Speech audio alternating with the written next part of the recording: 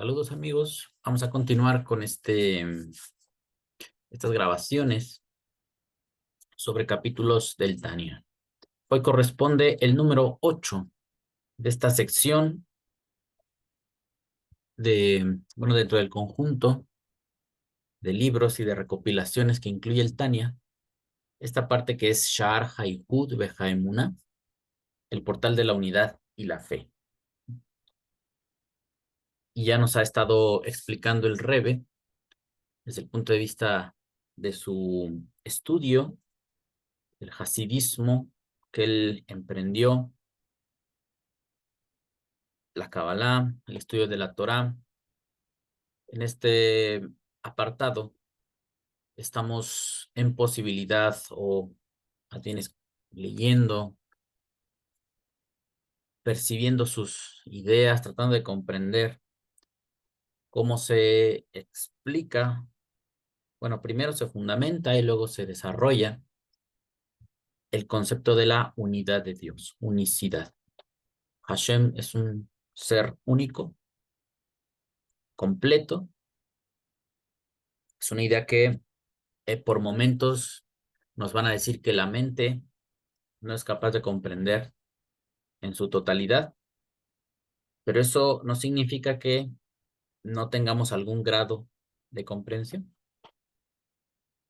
Eso es lo que a muchos les parece contradictorio en la postura ateísta, que a veces se te invita a conocer a Dios, a Hashem, y luego, pues conforme avanza la investigación, conforme avanza el, la práctica, se llega a un punto donde se reconoce que no es posible entender a Hashem en su totalidad. Pero ese es un fenómeno que incluso es estudiado por la ciencia, por la filosofía, que tiene que ver con la teoría del conocimiento, donde también se derivan algunas conclusiones de que acceder al conocimiento de algo es un proceso muy complejo y depende de quien lo observa, depende de quien emprende ese hecho, ese acto de conocer y sus capacidades para percibir el objeto. Este tema también lo ha abordado la filosofía judía, maestros como el Rambam. En este caso el Tani, este capítulo 8, nos va a comentar algo parecido, o algo más bien sobre el tema. Así que yo les muestro, por lo pronto, las citas de referencia que tenemos para apoyar este discurso, donde fundamenta su análisis el Rebbe. Cita número 1, Yad Hasaká, Fundamentos de la Torah. Cita número 2, Yeshayahu, el profeta Isaías, 31:2. Entonces, para que ustedes vean por adelantado de qué se va a tratar el tema o con qué citas se va a fundamentar. Salmo 147:11, por si le interesa el tema, y si no, pues mejor no determinar un tiempo para esto, sino va a ser de utilidad el contenido. Miqueas 7:18 es otra de las citas, las tenemos en español y el extracto en hebreo. Y Salmo 111, verso 10, principio de la sabiduría es el temor al Eterno. Pues aquí tenemos las citas. Vamos a iniciar con la lectura. Espero que esto sea provechoso para ustedes. Vamos a iniciar. Capítulo 8. Ahora bien, lo que ha dicho Maimónides, sea su memoria bendición, que el santo bendito sea su esencia y ser, y su conocimiento son totalmente uno, una unidad perfecta, y de ninguna manera un compuesto.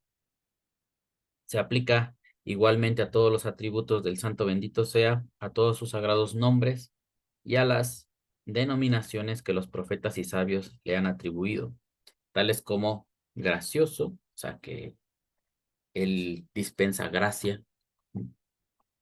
misericordioso, benevolente y similares. Esto es cierto también de la comprensión o la esencia del atributo de bondad y piedad y similares. Las visualiza todas tal como estas están dentro de sí mismo. Para poder entender lo que o qué es lo que él tiene en mente cuando escribe estas líneas, leemos la cita de referencia número 1. Yad HaSakah, Fundamentos de la Torah. Entonces, dentro del Mishneh Torah, el primer tomo, recordemos que el Rambam lo que hace es una síntesis de la Torah, de las leyes talmúdicas, las sintetiza, escribe las que fueron más apoyadas, las que fueron más aceptadas y ayudaron para formar la identidad judía. El Rambam era un hombre muy estudioso y él escribe en este capítulo 2, apartado 10, Hashem conoce su propia verdad y la comprende tal como es, y su conocimiento no es externo a él, como sí lo es nuestro conocimiento, ya que nosotros y nuestro conocimiento no somos uno. Pero en el caso del Creador resulta que él, su conocimiento y su vida son una unidad, desde todo lado y ángulo. Resulta entonces que él es el conocedor, él es el conocido y él es el conocimiento mismo, todo en una unidad. Este concepto, la boca no tiene capacidad para expresarlo, ni el oído de escucharlo, ni el corazón humano de concebir plenamente. Pues acá tenemos este razonamiento que, dependiendo de cómo lo abordemos y cuánto lo analicemos, hará que el contenido de la Torah y los profetas no sea más coherente. Muchos de nosotros venimos de esta teología o tuvimos que oír, aunque nunca lo aceptamos plenamente, con conciencia, sino más bien porque perteneces a un grupo y todos dicen eso, que Hashem tiene partes, que hay manifestaciones de Dios. Algunos le perciben como 3 en 1. Incluso alguien podría criticar que la Kabbalah te dice que Dios está compuesto por 10 sefirot. Pero esos métodos surgen por la necesidad que el hombre tiene de fragmentar el conocimiento, su realidad. Para nosotros es imposible comprender todo de golpe. No estamos conscientes de toda la información que hay a nuestro alrededor en este momento. Yo puedo saber lo que está cerca de mí, pero lo que está a cierta distancia no lo sé. En otro país no lo sé. En tiempo real no sé qué ahorita qué está pasando en todo el mundo. Incluso en mi entorno puedo no saber todo lo que está pasando cerca de mí. Acá nos dice que Hashem conoce su propia verdad. Hace unos días le comentaba a los hermanos que ya iba a grabar este video, que estoy leyendo un libro que se llama Teoría del Conocimiento. Acá en el prólogo nos dice que fue escrito en Colonia, octubre de 1925, por Johann Hessen. Pues esta parte de la filosofía se encarga precisamente de estudiar cómo surge el conocimiento. Y vean cómo el Rambam, que fue del 1135, de la Edad Media, a su manera, el judaísmo también estudia el conocimiento, pero como ya nos hemos dado cuenta más bien, todo está fundamentado en Dios. Las cualidades supremas, superiores, se le adjudican a Él. Dice que Hashem conoce su propia verdad. Y al inicio de esta teoría del conocimiento es uno de los temas que van a resultar de estudiar el conocimiento. Y no podemos ignorar que la Torah, dentro de sus temas, también habla del conocimiento. Precisamente cuando es creado el ser humano y se le pone en un jardín, se le dice que puede comer de todo árbol, excepto del árbol del conocimiento, del bien y el mal. Para resumirlo, decirlo de una forma concreta, el conocimiento que es un acto de aprender, aprehensión en el sentido de aprehensión, de captar un objeto. Pero ese objeto, digamos, está ahí, tú eres el sujeto, y el conocimiento es esas ideas, esas definiciones, pensamientos que van a estar en tu mente, tratando de comprender ese objeto. Entonces, cuando un conocimiento es verdadero, porque dice que Hashem conoce su propia verdad, es cuando ese acto de conocer, de generar ideas, concuerdan con el objeto estudiado. Yo puedo tener una persona frente a mí y empiezo a generar un conocimiento de ella en base a su aspecto físico. Si la descripción que yo haga, lo que yo estoy viendo, es correcto, entonces ese conocimiento es verdadero, porque se ajusta al objeto que estoy viendo, que estoy estudiando.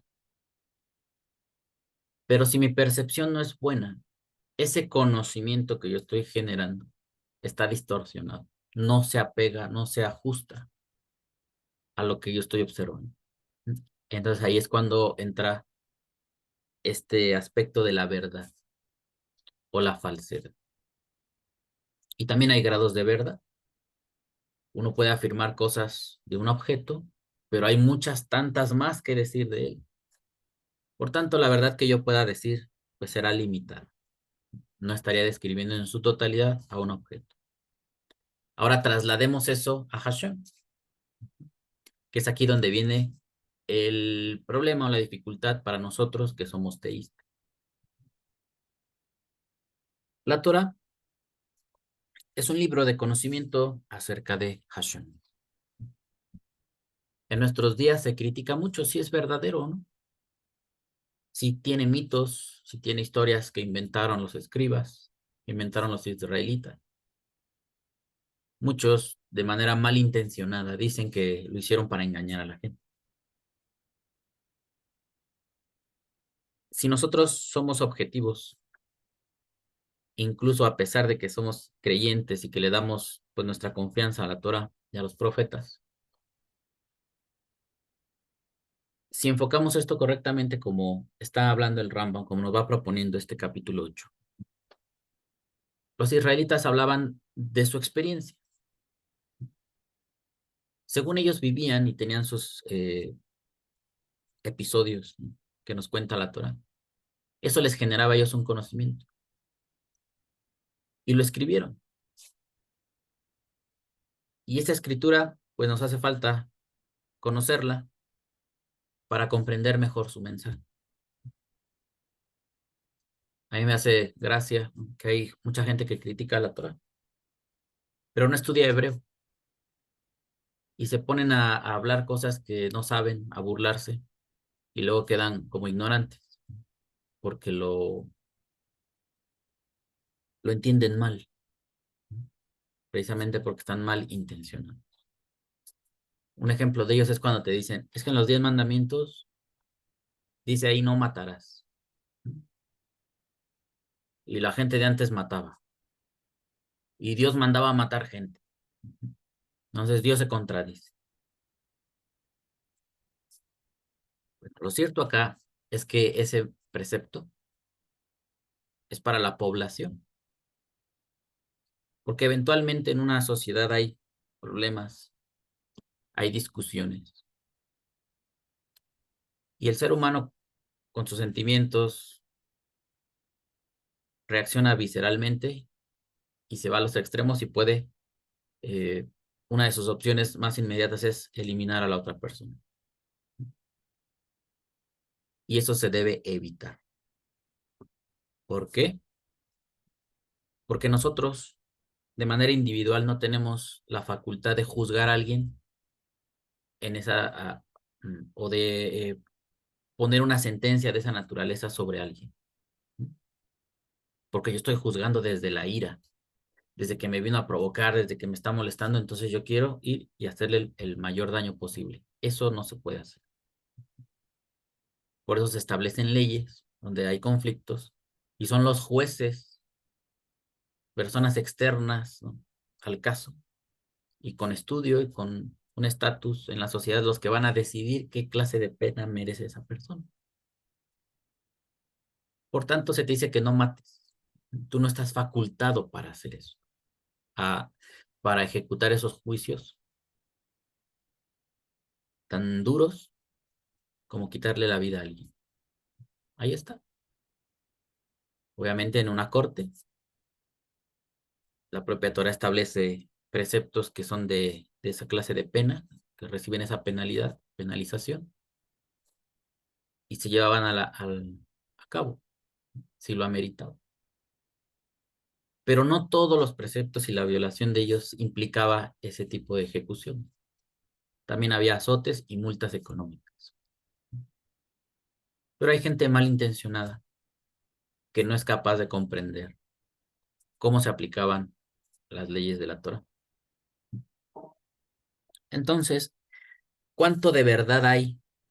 A pesar de que se digan muy estudiosos y académicos y todo eso que algunas veces yo he criticado, lo que nosotros tenemos que perseguir es la verdad. Que eso que nos diga cualquier persona, sea muy estudioso o no, que se ajuste a la verdad. Hashem conoce su propia verdad y la comprende tal como es. Y su conocimiento no es externo a él. Fíjense aquí lo que está diciendo. Voy a leer ahorita un fragmento de la teoría del conocimiento. Acá, como la base del judaísmo es la unicidad, el monoteísmo, un solo Dios. Pero este estudio que estamos teniendo es proyectar que Hashem es todo, que Hashem está presente en todo, a través de su sabiduría, de su conocimiento, de su esencia, todo, en todo está presente Hashem, incluso de las cosas malas. Pero eso la mente humana no lo puede procesar. La mayoría de los teístas no pueden concebir que en la maldad, que en el mal, es un acto divino. Si todo existe por él, pues eso también tendría que haber emergido de él. Esa idea o enfrentar esas afirmaciones es difícil. Por eso en la teología optaron por fabricar un personaje que sea el origen del mal, al cual echarle la culpa de todo lo malo, porque es difícil de digerir eso. Su conocimiento no es externo a él, como sí lo es nuestro conocimiento, ya que nosotros y nuestro conocimiento no somos uno. Desde Bereshit eso queda claro. El hombre adquiere conocimiento comiendo de los árboles, pero había uno en específico que tenía conocimiento del bien y del mal. Ese no había que comer. Si tal vez ustedes quieran leer el libro de Melquisedec, el gran rollo de Melquisedec, ahí nos cuenta parte de esta historia, con un enfoque semejante al de Bereshit. A mí me parece que es una ampliación que hicieron posteriormente para profundizar en esto. Se dice que cuando Hashem creó el universo, pues lo creó con leyes, con estatutos, todo es una expresión de su conocimiento, de su sabiduría. Y en algún lugar del universo estaba reservado el espacio para el mal, para la oscuridad. Y cuando crea a Lucifer,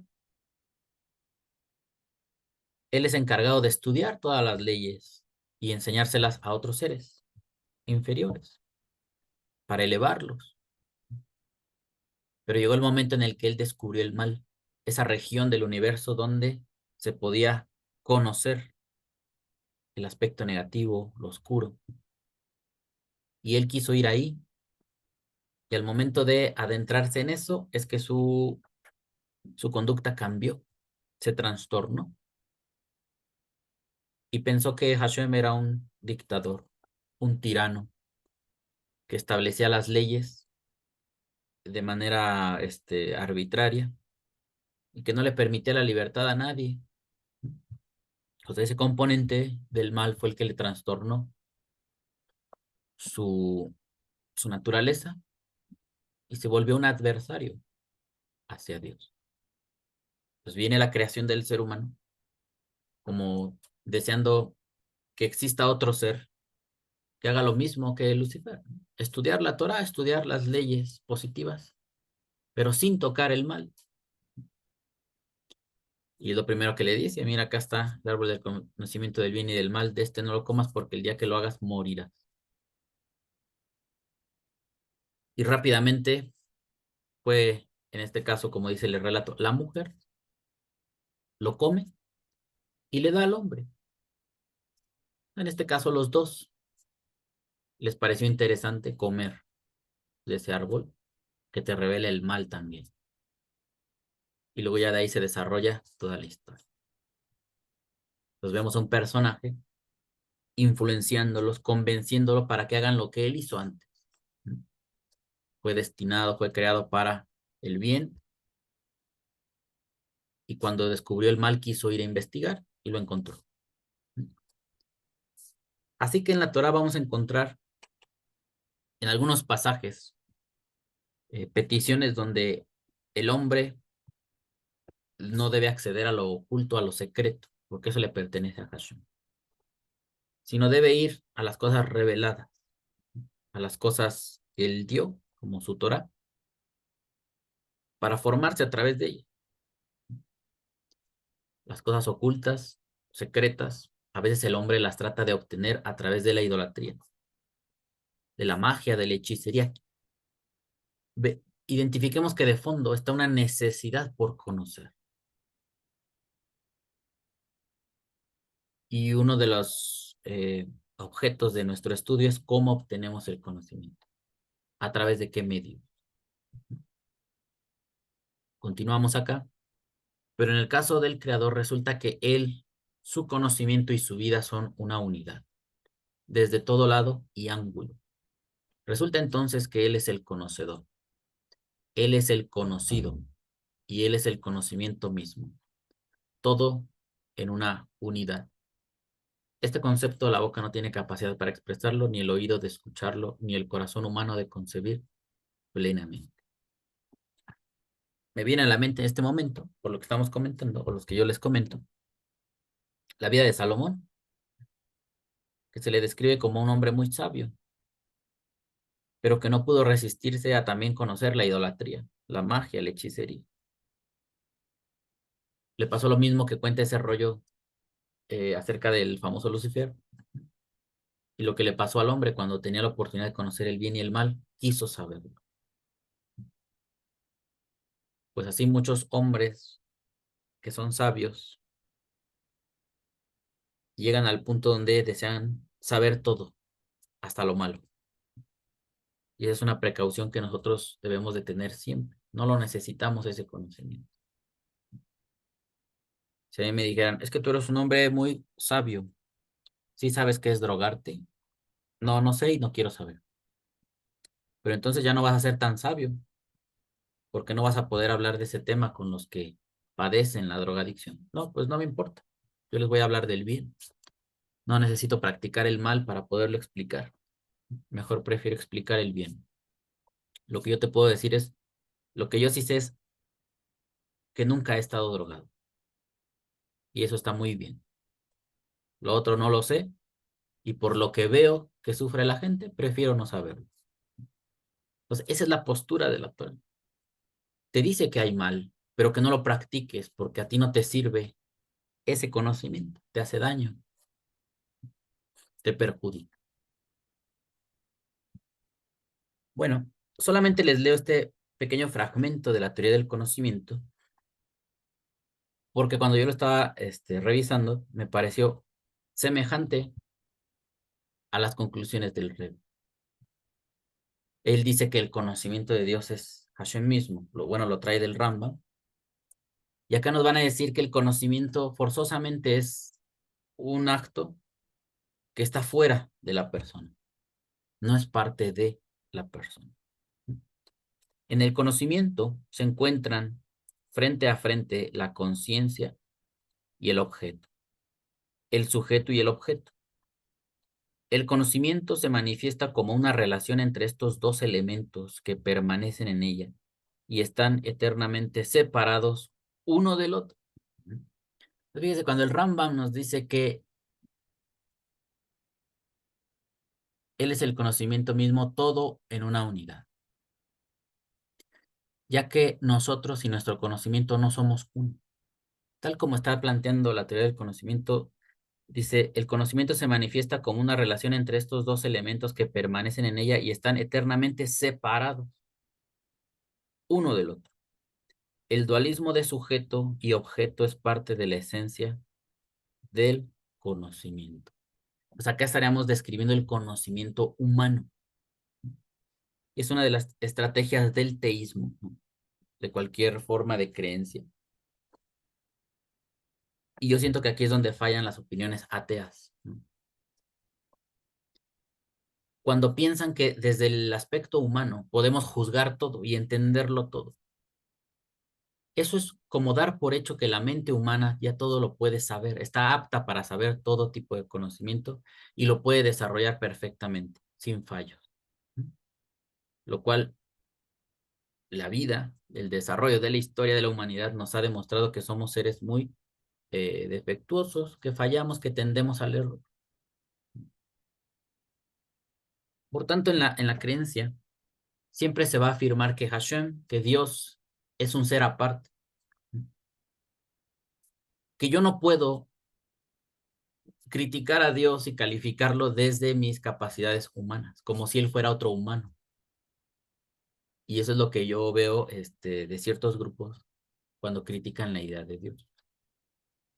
A ver, ¿cómo es que Dios sabe todo? Dios también debería equivocarse, ¿no?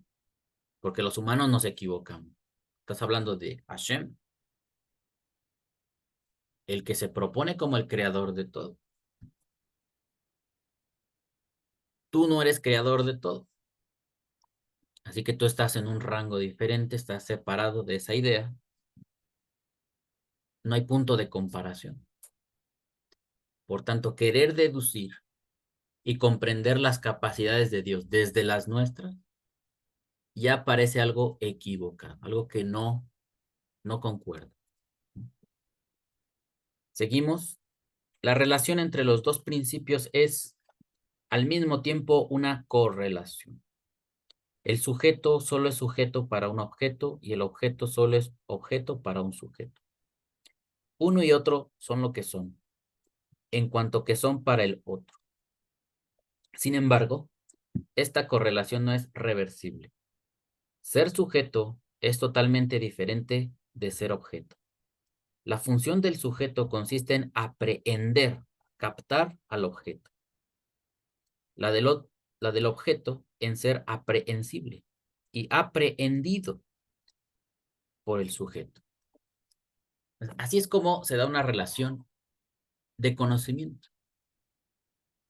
Un sujeto que estudia un objeto. Aquí tenemos un problema. Hashem será un objeto que podamos estudiar. Si se le describe como un ser, bueno, dada su magnitud y su grandeza, como se le concibe en el teísmo, no es un objeto visible que se pueda estudiar a partir de ciertas facultades físicas o a través de la percepción física que tenemos los humanos. No tan fácilmente por ahí lo vamos a visualizar. Sí, desde el mundo físico, pero interpretando lo que pasa en nuestra vida, en nuestro mundo. Cuando estudiamos la Torah, nos habla de preceptos, de leyes. leyes que nos trazan una conducta y que según ello nos lleva al éxito, a vivir bien. Para ellos, esta era la demostración, era la veracidad de Dios. Que si estas leyes te resultan en algo positivo y benéfico, es que está en el camino adecuado, que son veraces, porque tú lo puedes comprobar y cualquiera que lo practique lo puede comprobar, aunque tú no veas a Dios. Es como los números. Acá se habla igual de posturas acerca de la naturaleza de los números. No son seres que podamos tocar los números, pero tienen leyes y nos ayudan a describir, a cuantificar la realidad. Y hay operaciones que se pueden hacer tanto sencillas como muy complejas con números, incluso números negativos. Y cualquiera que estudie seriamente las matemáticas se da cuenta que en el mundo se ven reflejados su, su objeto de estudio, aunque nunca has visto un número flotando o que se te aparezca el número 2, el número 1. Y luego, si acaso, no sé si sirva, ¿no?, para apoyar el monoteísmo. El otro día estaba pensando, también platicando con los hermanos. El número 1 parece ser que es el único que existe, porque el número 2, pues es el producto de juntar dos números 1 y así. Y todos los números, pues son una consecuencia de sumar el número 1, como que es la base de todo el número 1. Por ahí también se menciona el 0, que es la ausencia de. Sin embargo, en la Cábala, que nos dicen que no hay ausencia de, siempre hay algo, siempre hay alguien manifestándose, ya sea materia, ya sea seres, siempre hay algo. ¿Dónde está la ausencia? Pues es que en el espacio no hay oxígeno, no hay aire, pero hay rayos de luz que están atravesando, hay planetas, hay algo siempre. Entonces, nos enfrentamos a algo muy complejo para nuestra comprensión y es lo que nos está diciendo acá. Este concepto, la boca no tiene capacidad para expresarlo, ni el oído de escucharlo, ni el corazón humano de concebir plenamente. Esta precaución a la mayoría de las mentalidades científicas obviamente no les va a satisfacer, porque el científico, el que ama la filosofía, el conocimiento, todo quiere saber. Y cuando tú le dices, eso no lo puedes saber, se frustran, se molestan. No aceptan que el humano tiene límites y que vamos a fallecer, vamos a irnos de este mundo sin saber prácticamente nada, porque es inmenso el conocimiento que hay a nuestro alrededor. Continuamos con el Tania. Esto es cierto también respecto de ser Dios llamado sabio, como está escrito, y Él también es sabio. Es la cita que tenemos aquí de Isaías 31:2. Y también Él es sabio, y traerá mal, y su palabra no eliminará. Se levantará sobre la casa de los malos y sobre la ayuda de quienes operan iniquidad. En hebreo, aquí tenemos la expresión, también Él es sabio. Lo voy a poner de azul, Begam, y también Hu, es el pronombre Él, y aquí tenemos la palabra Jajam, ¿vale? Este fragmentito es el que está tomando el Rebe para continuar con su discurso. Y también Él es sabio. ¿Qué es un sabio según la Torá? ¿A dónde nos apunta la sabiduría? Hacia el origen de las cosas. Un sabio es el que conoce mucho de la esencia del mundo, que abarca grandes cúmulos de conocimiento, no lo va a poder lograr todo, Pero un sabio es el que puede hablar casi de cualquier tema, que se ha preparado, que ha invertido su vida para disertar, para razonar, para cuestionar mucho de la vida y de la ciencia que el hombre puede aprender. Se dice que Hashem es sabio desde el concepto teísta, monoteísta, sería lo que corresponde, porque si él creó el mundo, él estableció el origen de todas las cosas y lo debe saber. Él es sabio y traerá mal y su palabra no eliminará. Se levantará sobre la casa de los malos y sobre la ayuda de quienes operan iniquidad. Continuamos en el Tania, dice, y él también es sabio, y análogamente respecto de su voluntad, como está escrito, Dios desea a quienes le temen, y él quiere realizar bondad, y él desea el arrepentimiento de los malvados, y no desea su muerte y sus maldades. Y del mismo modo, tus ojos son demasiado puros como para contemplar el mal.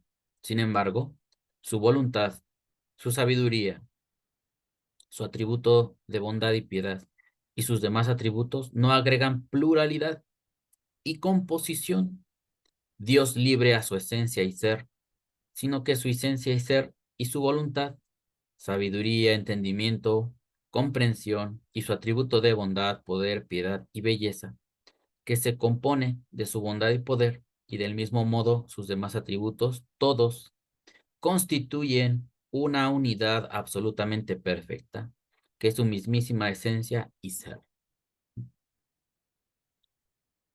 Como se darán cuenta acá, está defendiendo que el hombre capta aspectos de Dios, bondad, misericordia, belleza, atributos, sabiduría, conocimiento, bondad, piedad. Pero eso no significa que Dios tiene partes, según lo que ha desarrollado el judaísmo y es lo que estamos aprendiendo. Hace unas semanas, recuerdan que o hice una transmisión en vivo intentando explicar por qué estudiamos judaísmo. Y solamente así, desarrollándolo, es como uno gana esa capacidad de decidir por qué estudiar esto, qué es lo que propone.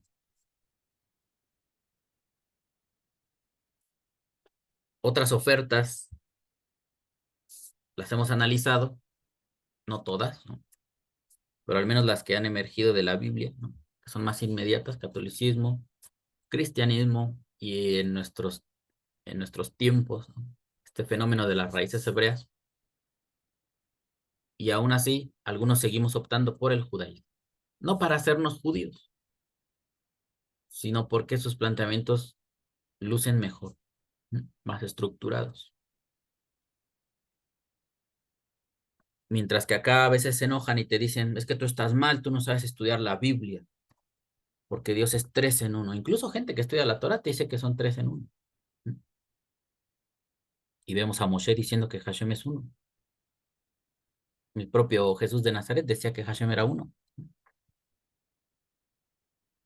Incluso algún momento, ahí podemos dudar un poco, ¿no? O estudiar por qué él dijo que él y su padre eran uno. ¿En qué sentido? ¿Cómo analizar esa frase? Pero el judaísmo te dice que Hashem es uno y que no hay nadie con él. Es más contundente en sus afirmaciones. Por eso ellos rechazan mucho de la enseñanza del Nuevo Testamento, aunque provenga de judíos del primer siglo, porque hay aspectos que no se apegan, no se alinean con planteamientos de la Torah y los profetas. Pero bueno, ya saben que son temas de discusión de nunca acabar. Acá estamos viendo la exposición del Rebbe y dice, por más atributos que identifiquemos, esa es mi aprehensión. Por momentos, Hashem se transforma, al menos en mi mente, en un objeto de mi estudio. Y cuando yo veo que la vida me va bien, digo que Hashem es bueno. Pero no que esa bondad es un pedazo de él que anda por aquí tocándome, ¿no? Hashem manifiesta bondad hacia mi persona a través de lo que me pasa en la vida. También entendían los antiguos que cuando alguien actúa mal, se equivoca, eh, daña al prójimo, blasfema contra Dios, la vida le da azotes, le da castigos y se manifiesta una severidad. Era su forma de comprender la vida. Y asumían entonces que Hashem castigaba, le daba a cada quien como corresponde. Corrige a sus hijos, ya lo están describiendo como un padre, etcétera. Todo eso siento que para el tiempo que hemos estudiado ya no es mayor problema. Para algunos que hemos estudiado, pero otros parece que siguen atrapados. Y alguien que está a cargo de alumnos, pues tiene que escribir, se ve la necesidad de escribir estas líneas para aclararles que estos atributos no son partes de Dios, no son fragmentos, sino Hashem sigue siendo uno. Nos citaban este Salmo 147:11. Se complace el Eterno en los que le temen. Rotse Hashem et Yereah, et Ham Yahalim lehasdo. Y en los que esperan en su misericordia. Continuamos. Dice, todos constituyen una unidad absolutamente perfecta, que es su mismísima esencia y ser. Y como Maimónides, sea su memoria bendición, declaró, esto está más allá de la capacidad de la boca para expresarlo, más allá de la capacidad del oído para escucharlo y del corazón del hombre para conocerlo cabalmente. Pues el hombre visualiza en su mente todos los conceptos que desea concebir y comprender, todos tal como se encuentran dentro de sí mismo. Por ejemplo, si desea observar la esencia de la voluntad, o la esencia de la sabiduría, o del entendimiento, o de la comprensión, o la esencia del atributo de bondad y piedad y similares, las visualiza todas tal como éstas están dentro de sí mismo. Pero en verdad, el santo bendito sea es elevado y exaltado, y santo es su nombre. Es decir, el santo y separado, perdón, él es santo y separado por muchas miríadas de grados, ad infinitum, muy por encima de la calidad, tipo o clase de alabanzas y exaltaciones que las criaturas pudieran captar y concebir en sus mentes. Pues la primera y superior calidad y rango en las criaturas es sabiduría, razón por la cual se le llama el comienzo, pues es verdaderamente el comienzo y la fuente de toda la fuerza vital en las criaturas, ya que de la sabiduría derivan el entendimiento y la comprensión, y de ellos fluyen todos los atributos emocionales del alma racional, tales como el amor, la bondad y la piedad y sus similares. Esto es visto vívidamente en el hecho de que un niño, al carecer de comprensión, está siempre enojado y es hosco, e incluso su amor es hacia cosas triviales que no merecen ser amadas, debido a que carece de la comprensión necesaria para amar cosas que merecen amor, pues el amor de la persona varía con el nivel de la comprensión. Siempre en lo que propone la Kabbalah, pues nos van a establecer que dentro de los atributos de Dios, lo más elevado es la Jokma, la sabiduría. Es el origen de todo. Y más abajo están los sentimientos. Nosotros al ser seres racionales, pero también emocionales, nos pasa algo, que siempre usamos más los sentimientos. y no cultivamos mucho el conocimiento hasta alcanzar la sabiduría de las cosas. El origen de cada cosa, no nos enfocamos a ello. Esto que estoy diciendo es como lo que hace la filosofía. En la antigüedad decían, bueno, pues estudiamos el mundo, seguramente que el mundo lo compone el fuego, ¿no? Es el origen de todo, ¿no? Nosotros, el agua, no, son los cuatro elementos. No, hay un elemento especial que es el origen de todo. Y estaba la gente buscando el origen de las cosas.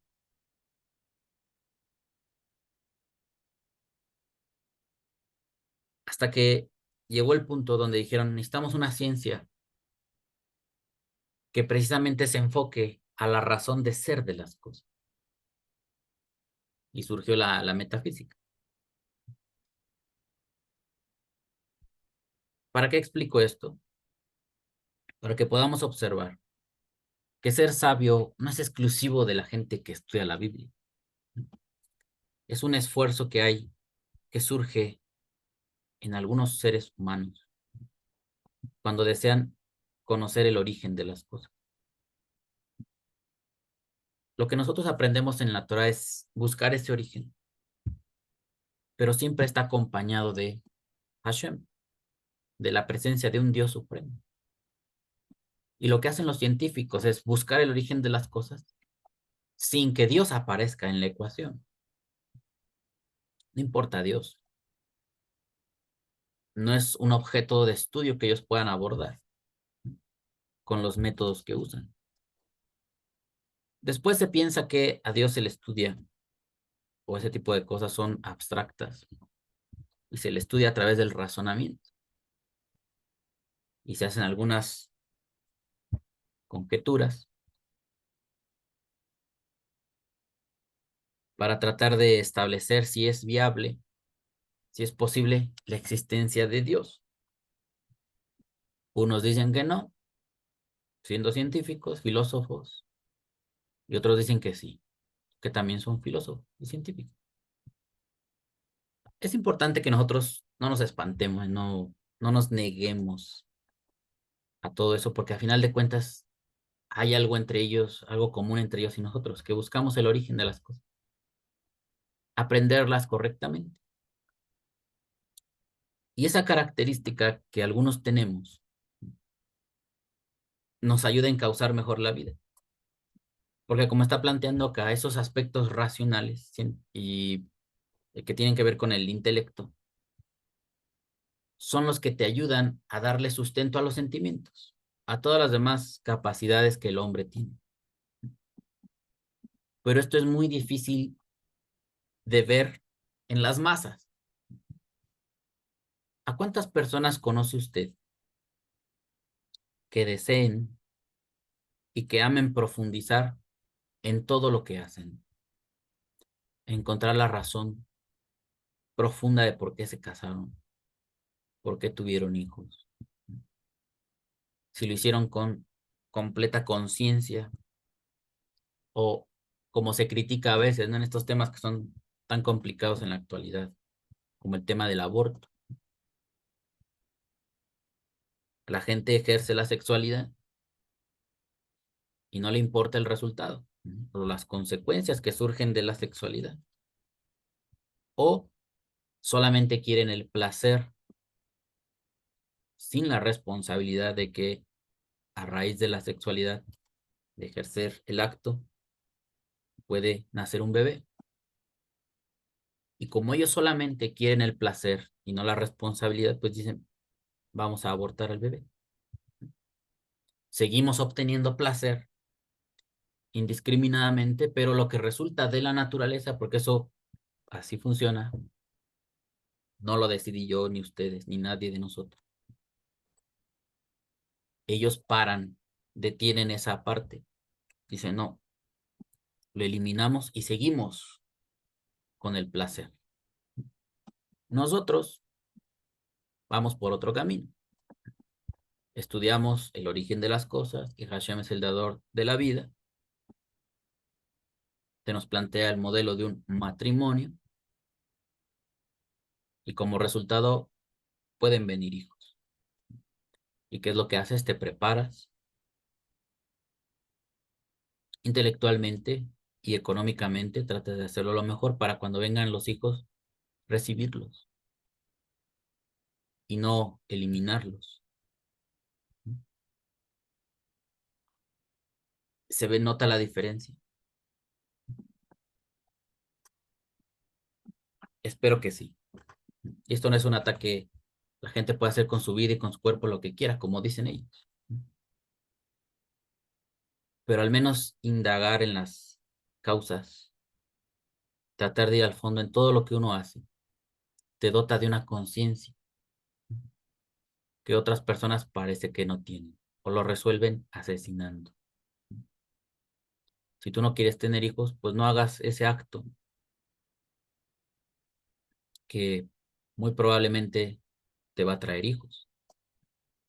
Pero ¿qué dice el humano? No, no quiero el resultado, pero sí quiero la satisfacción. Desde el punto de vista de la Torá, incluso de la Kabbalah, ahí te dicen, ahí hay un cortocircuito.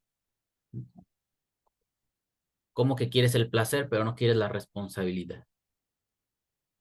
Así está estructurado el mundo. Tú estás atentando contra lo que está establecido, que no se te preguntó a ti si querías que fuera. Otro de los puntos importantes, ¿no? Para cuando analizamos, ¿no?, la negativa de la gente acerca de Dios. Es que Dios esto, lo otro, y empiezan, ¿por qué Dios no hizo esto? ¿Por qué Dios, en este mundo hay hambre? ¿Y por qué el fuerte se aprovecha del débil? ¿Y por qué los adultos abusan de los niños? Es que los niños deberían de tener más fuerza para poderse defender de los adultos que los abusan y ahí están. Pero tú no hiciste el mundo y tu opinión no importó, ni importa y seguramente no importará para modificarlo, porque estás en un grado visceral muy bajo. El mundo es como es y todos llegamos acá y tenemos que aprender a vivir en lo que se nos dio. Y el hombre tiene un gran problema con eso. Le dan reglas en su trabajo y va en contra. Te dicen no puedes fumar aquí y se pone a fumar.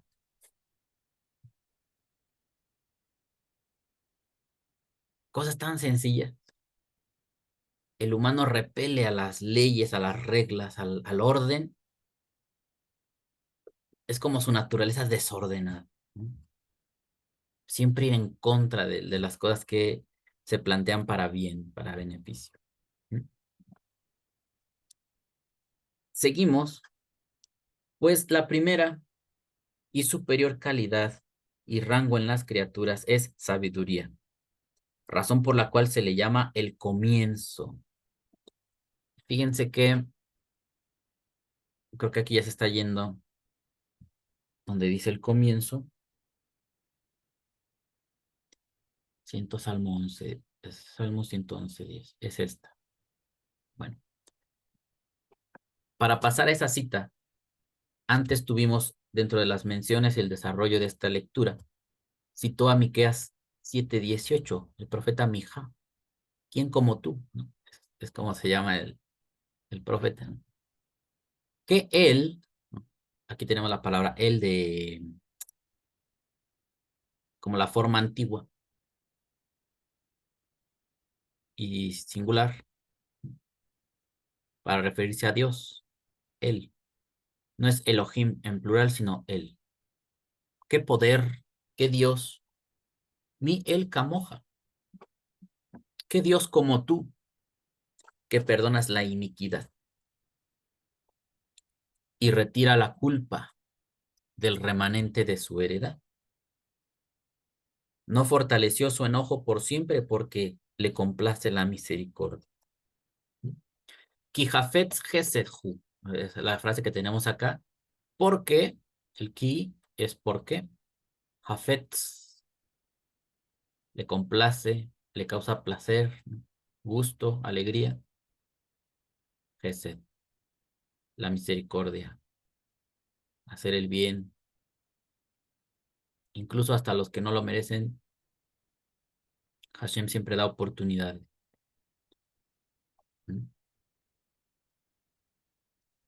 Este versículo, si acaso nos puede servir, digo, lo está citando él, para que no estemos pensando que la misericordia es otra parte de Dios y que son muchos pedazos que hay que reunir y todo eso es Dios. Dios, un Dios que se compone de muchas partes. Ellos están defendiendo que aunque tenga estas manifestaciones que percibe el hombre, sigue siendo un solo Dios. En sus inicios, Israel, ¿qué hacía? Creía en muchos dioses. Incluso en la época de los patriarcas, le hablaban de el Elión, el Shaddai, pero otros de sus familiares pues tenían sus ídolos, como me parece que fue Labán, el, el suegro de Jacob, que cuando él sale de su casa, la mujer se lleva los ídolos del padre. Luego ellos fueron a Egipto. En un momento, cuando él se tiene que trasladar a otro lugar, le dice a sus hijos que dejen la idolatría, que van a ir a un lugar donde Dios le está pidiendo que vayan y que dejen a sus ídolos. Ya cuando sus hijos fueron adultos, van a Egipto, aprenden ahí, pues, se desarrollan en esa cultura, salen, se les habla de Hashem y salen, y no dejan de creer o de saber que existen más dioses. La lucha principal era introducir en el escenario que hay un Dios que se llama Hashem y que es superior a los demás. Hoy día se difunde mucho esta postura del enoteísmo, donde se describe que Israel creía en su Dios, pero también aceptaba que hubieran otros dioses. Después esto se radicalizó y se convirtió en el monoteísmo. Ahora ya no hay dioses.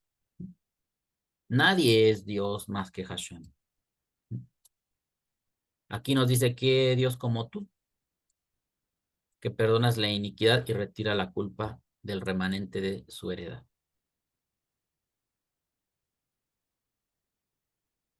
Parece que todavía está diciendo, a ver, ¿dónde hay otros dioses que hagan lo que este Dios hace?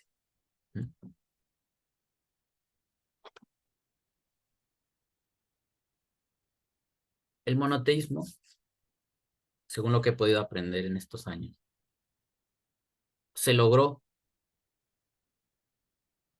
a base de entender que lo que captaban otros pueblos, otras civilizaciones como manifestaciones divinas o superiores, todas pertenecían al mismo Dios. Pero ellos esa facultad la divinizaban y decían, esto es un Dios.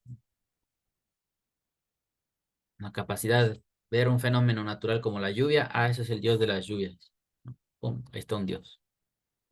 Aunque los mares y esto, vamos a ser el Dios de los mares, la diosa de la fertilidad, el Dios de la guerra, y así. Surgían Dios.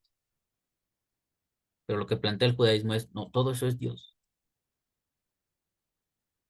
Solamente que el hombre antes lo enfocaba así. Pero todo ello son manifestaciones que tienen el mismo origen.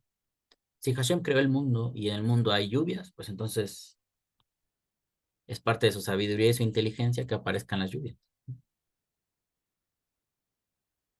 Y así sucesivamente. Aquí nos sirve para añadir otra cosa más este texto, porque dice, ¿quién como tú que perdonas la iniquidad y retira la culpa del remanente? Siempre,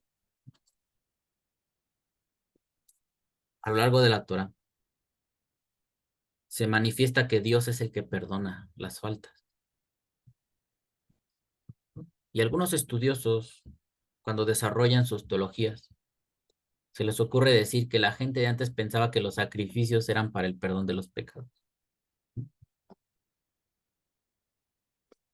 omitiendo que es Hashem el que los perdona, no los sacrificios.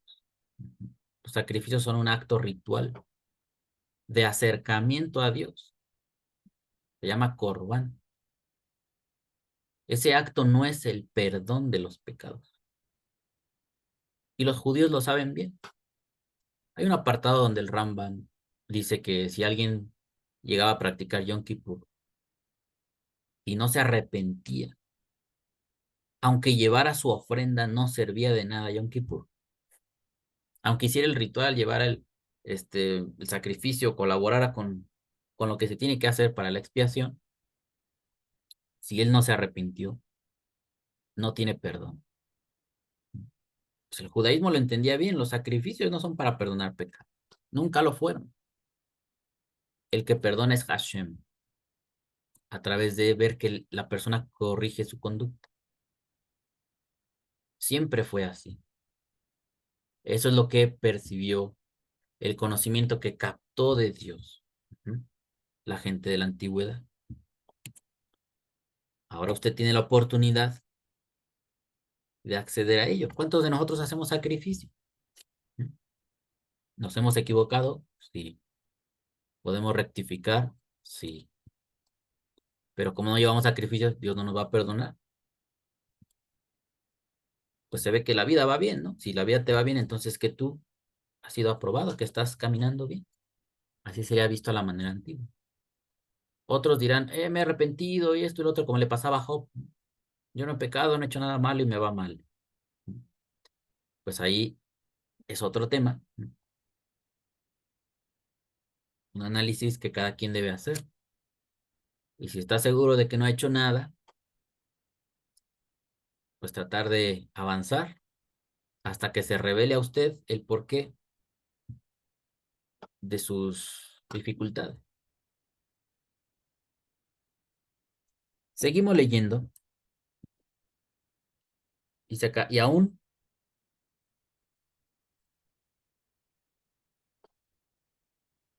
a ver, déjenme ver aquí donde me quedé.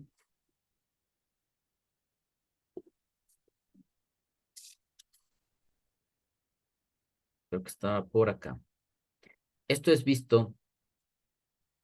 Y vamos a pasar al Salmo. Ujú. Porque leí esto, pues la primera y superior calidad y rango en las criaturas es sabiduría, razón por la cual se le llama el comienzo. Ujú. En este Salmo 111, verso 10, dice, principio de la sabiduría es el temor al Eterno.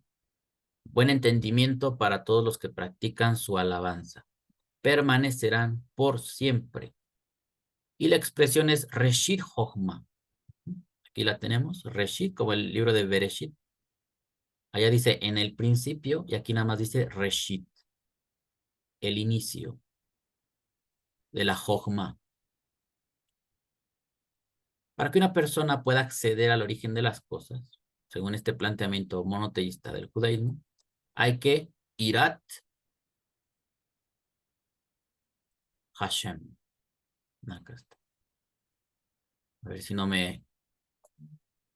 mejor no voy a subrayar el nombre de Hashem, que dije, el judaísmo nos enseña que el nombre de Hashem no lo podemos rayar, ni tachar, ni profanar de ninguna manera.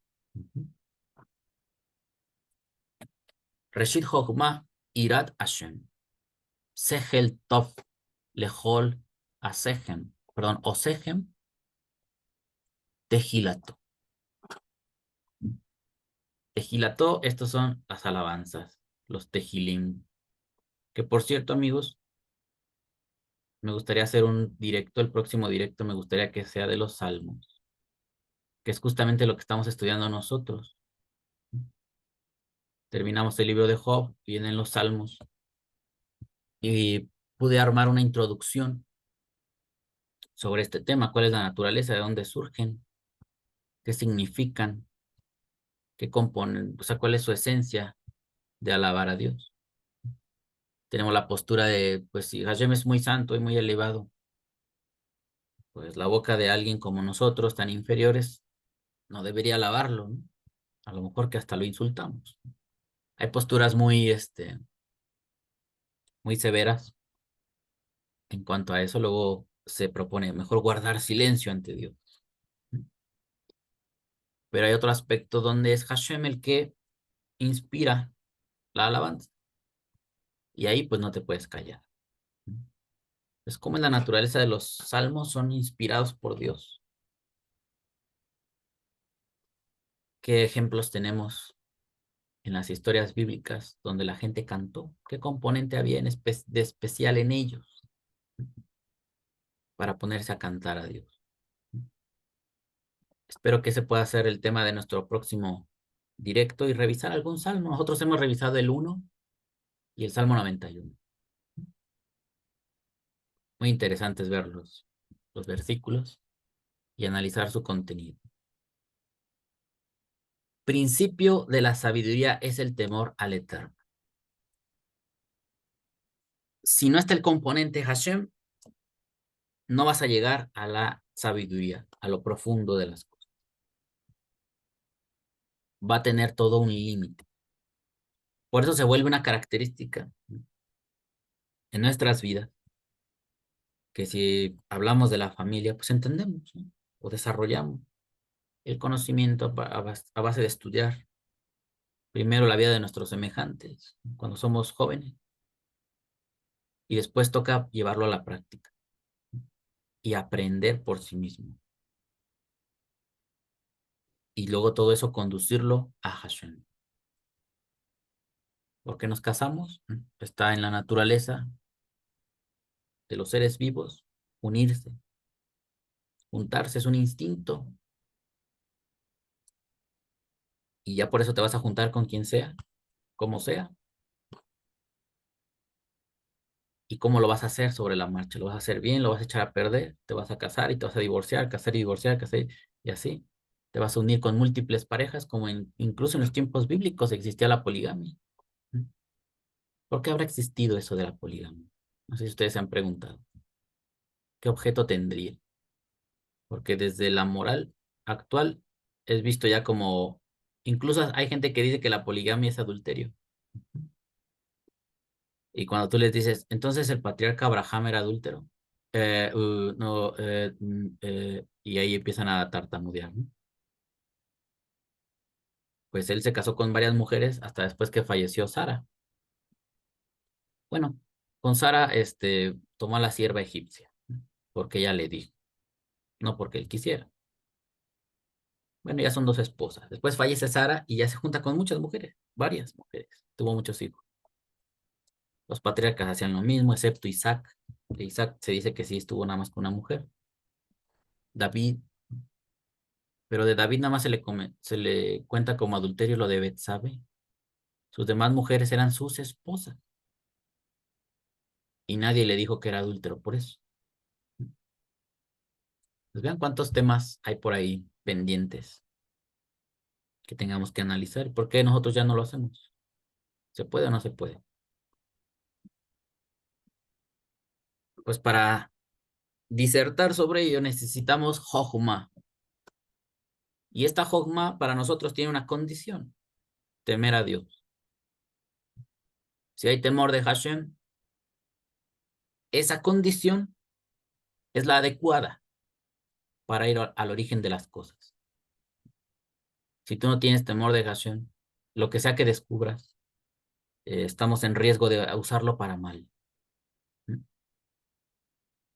Imagínense, el otro día puso mi esposa la película de Oppenheimer, el que líder en el proyecto cuando se creó la bomba atómica. Y estaban estudiando varias posibilidades sobre la bomba. Y cuando la soltaron, bueno, pasa en la película que, bueno, uno deduce que pues, debió suceder, ¿no? Que pasó por su mente que el conocimiento que él descubrió junto con otros científicos ya hizo un parteaguas en la historia. Y resultó que ese conocimiento fue usado para matar gente a gran escala.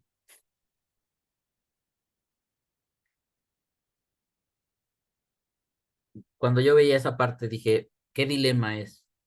Si tú descubres algo, ¿lo dirías sabiendo que va a ser utilizado para mal?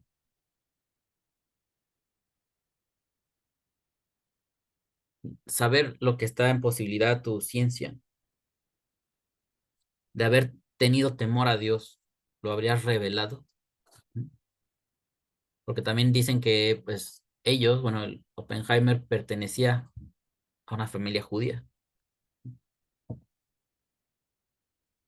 y le acusaban de que fue socialista un tiempo y después Pues se fue con los norteamericanos, él dijo que había dejado esas ideologías, lo acusaron de que había filtrado información a los rusos para que ellos también fabricaran bombas atómicas.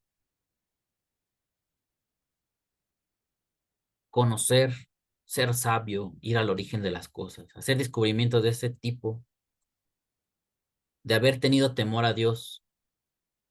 ¿Cuál sería el deber de ese individuo? Clausurar ese conocimiento, no revelarlo nunca, porque miren en lo que estamos ahora, al filo de una tercera guerra mundial, donde Rusia dice que puede eliminar a Europa en unos cuantos minutos, borrarla de la faz de la tierra y también atacar a Estados Unidos. Y viceversa, ellos también pueden atacar a otros países y destruir todo lo que hay en este planeta.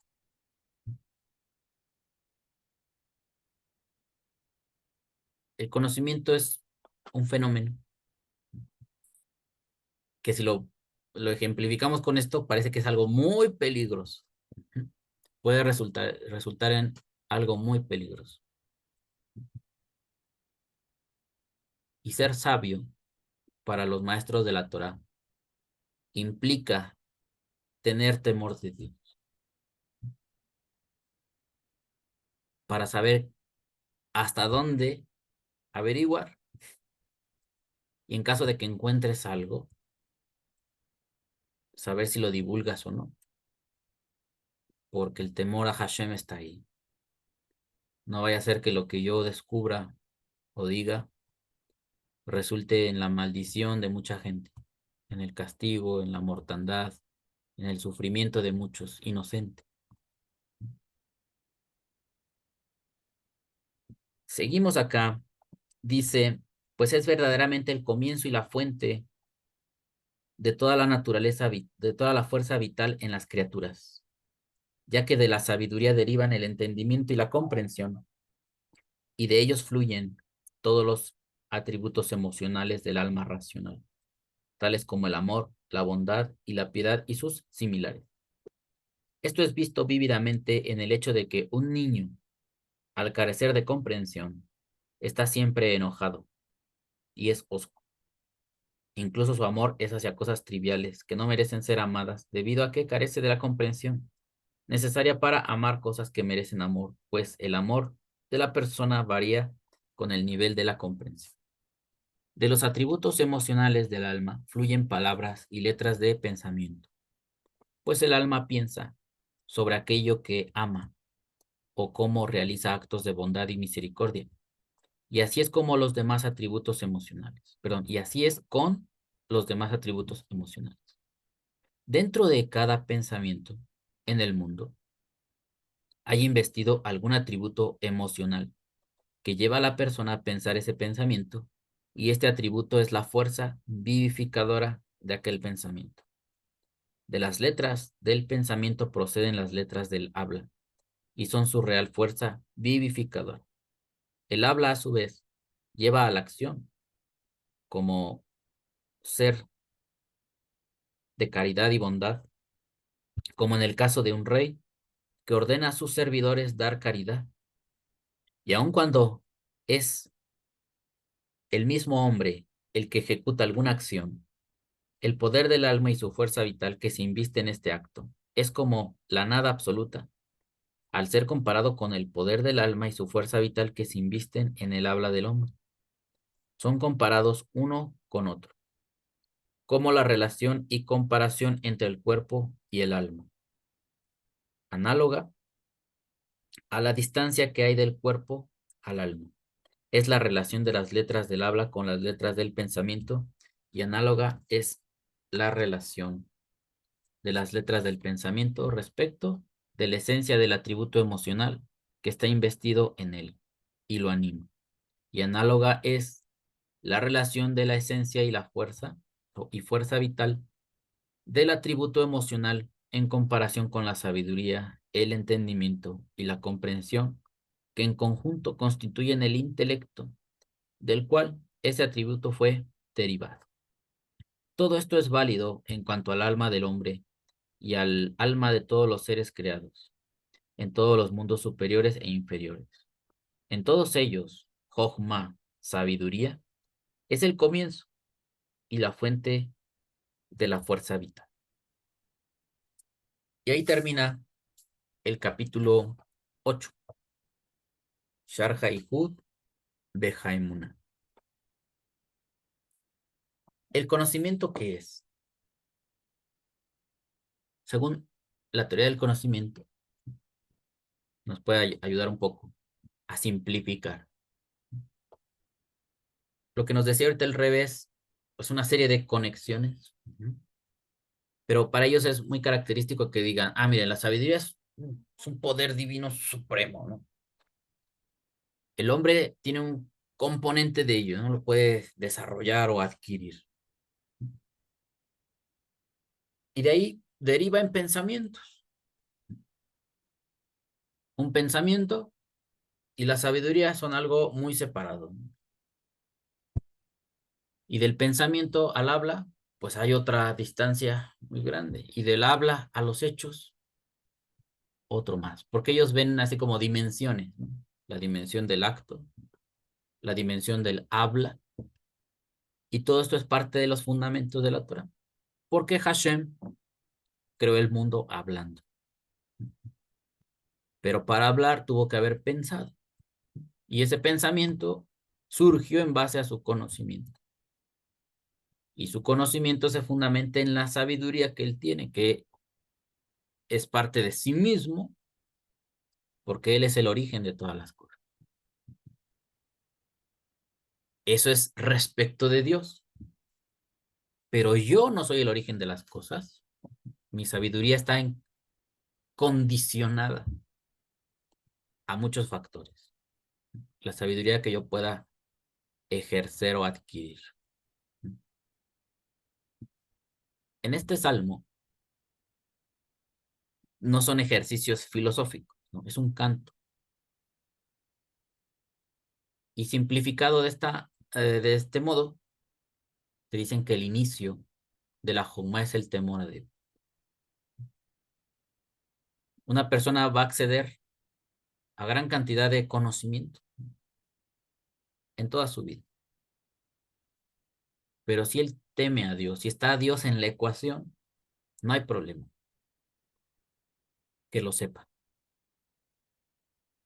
Pero si Hashem desaparece, entonces está el peligro de echarse a perder. Regresando un poco a Bereshit. Dice Dios, no coman de este árbol, porque el día que coman ciertamente morirán. Y Dios se sale de la ecuación, se va. Dice que Dios se va a propósito. Tenemos una historia contada de una forma que te va a dar un resultado. Pero aquí es donde entra nuestro análisis y razonamiento. Si yo tengo a alguien que me está instando a hacer algo que me dijeron que puede resultar en la muerte, nunca me he muerto, así que no sé qué es eso, pero me están diciendo que me puedo morir. Mi obligación era traer a Dios a la ecuación, aunque Él se haya ido. Como nosotros, aquí donde está Dios, ya se fue, está oculto. Siempre está aquí, pero no se deja ver, nosotros no lo podemos ver. ¿Qué tenía que hacer el hombre? Preguntar a Dios.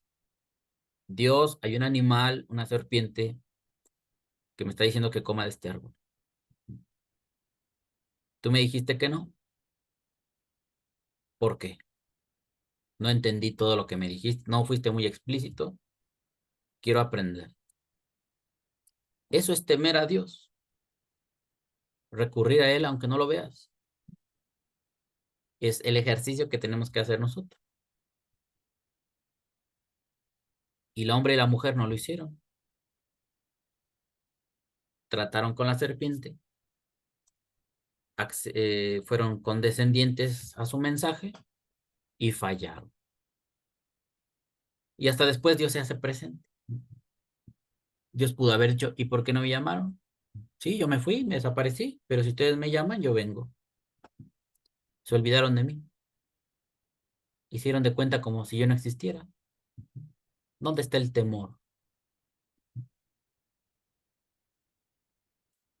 son cosas que uno puede deducir, que gracias a las historias que nos cuenta la Torah, le podemos sacar mucho provecho. Y no es necesario alterar el texto, sino hacernos preguntas en base a esos detalles que luego no se pueden ver porque uno se guía por el relato. Pero entre líneas, uno tiene que ejercitar y decir, yo qué hubiera hecho, le hubiera llamado a Dios. Hashem ayuda con este animal, habla, ¿no? Está raro esto, este animal habla y dice que hagamos cosas que tú nos advertiste que no.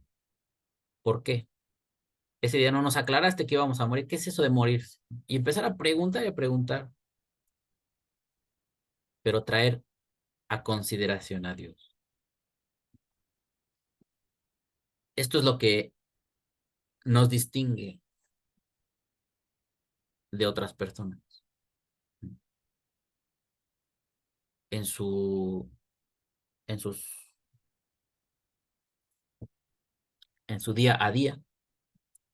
Dios no importa. Algunos, aunque digan que son creyentes, no importa.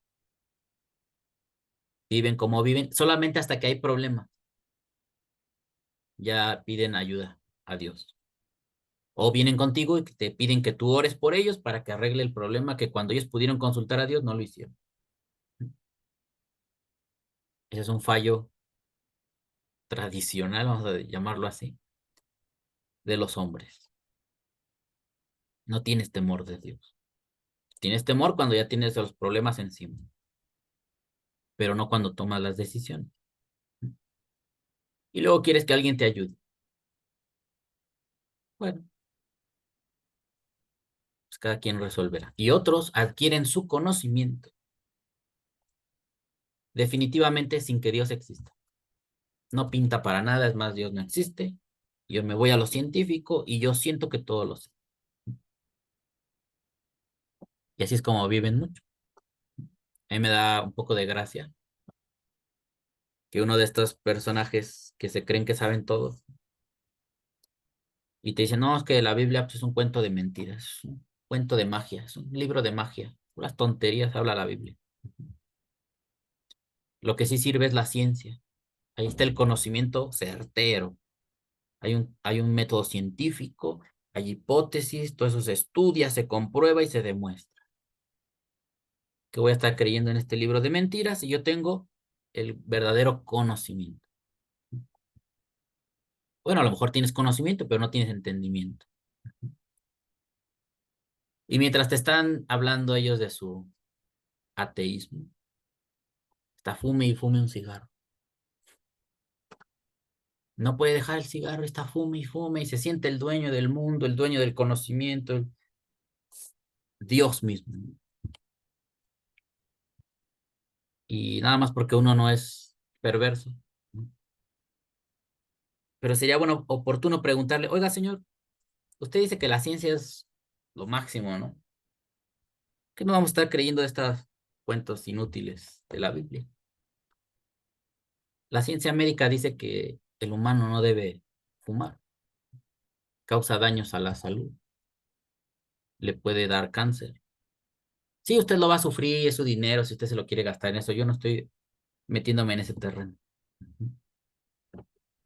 Pero usted está haciendo algo en contra de esa ciencia tan maravillosa e inescrutable y tan no se puede invalidar, es la cúspide del pensamiento humano, el producto es la ciencia. Y aunque la ciencia le recomienda que no fume, usted lo hace. Usted tiene conocimiento, sabiduría, pero no tiene entendimiento, porque eso que le dijeron y que todos sabemos, ¿no? Que es de dominio público, usted no lo hace. Un ignorante como yo no fuma. Y un sabio como usted sí lo hace. A ver ahí, ¿qué pasó ahí? ¿A poco no somos ridículos, incongruentes los humanos? En algún momento me decían, es que ¿cómo puede ser posible? Dios sacó a los israelitas de Egipto y les dio mandamientos y al otro día ya están adorando un becerro de oro. Pues qué bueno que te lo diga la Torá, que no te oculte las cosas, porque eso deja ver nuestra naturaleza, precisamente lo que estoy diciendo ahorita. que cuando Dios te dice algo, y si no te lo dice Dios, te lo dice el científico, te lo dice el médico, te lo dice el ingeniero, el arquitecto, lo que sea, tú no lo vas a hacer. Tú decides desobedecer e ir en contra. Porque tú puedes oír, puedes saber, te puedes enterar de algo cierto, y otra cosa es que lo entiendas y otra cosa es que lo hagas. Pero es bien fácil ponerse en una pantallita, hablar y tratar a todos de tontos, ignorantes, y tú ponerte como el que sabes, y en la propia pantallita te estamos viendo hacer algo inadecuado. Algo que atenta contra tu salud, que la ciencia médica te dice que no lo hagas porque te enfermas, y tú vas y lo haces. Ahí está el entendido, ahí está el sabio, ¿no? Sabe del espacio, sabe del Big Bang, la antimateria, los átomos, los protones, los neutrones, los fotones y todo sabe, pero no sabe que no se debe fumar. Y si lo sabe y de todos modos lo hace, ¿cómo se le llama eso? Entonces vean, todos estamos en este juego. ¿Qué nos aconseja la Torah? Nosotros tenemos que ser humildes, aprender. Si yo tengo incongruencias, analizo mi conducta y tendré que luchar para corregirla.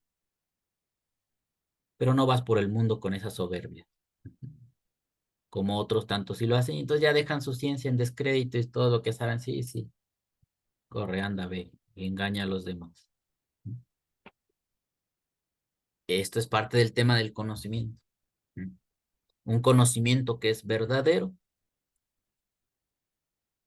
encaja con el estudio, con el objeto que tú percibiste, es real, ¿no? Porque se ajusta, ¿no? Si tú estudias una ciencia y no la obedeces, y eso yo lo veo mucho en el trabajo, los médicos te dicen, le dicen al paciente no coma picante, no coma Coca-Cola, no coma grasas, no coma esto, no coma lo otro. Imagínense, y uno que se dedica a la limpieza, ¿no?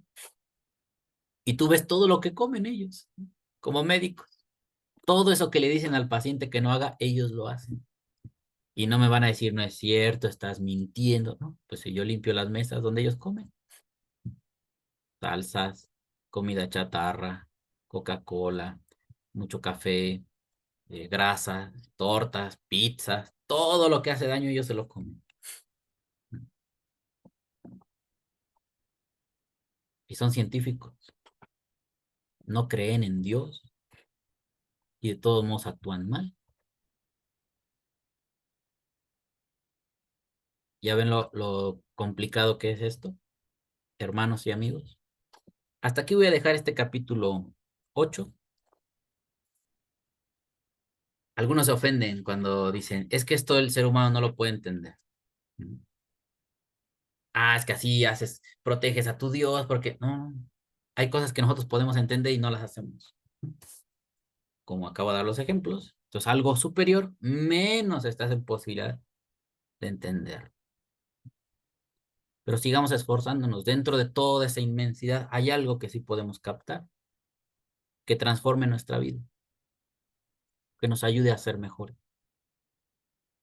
aportar a los demás algo positivo y no estar hablando pura maldad, burlas, críticas, críticas sin sentido, ¿no? Porque hay que criticar para obtener un beneficio, un provecho, no para lastimar, para humillar. Eso no.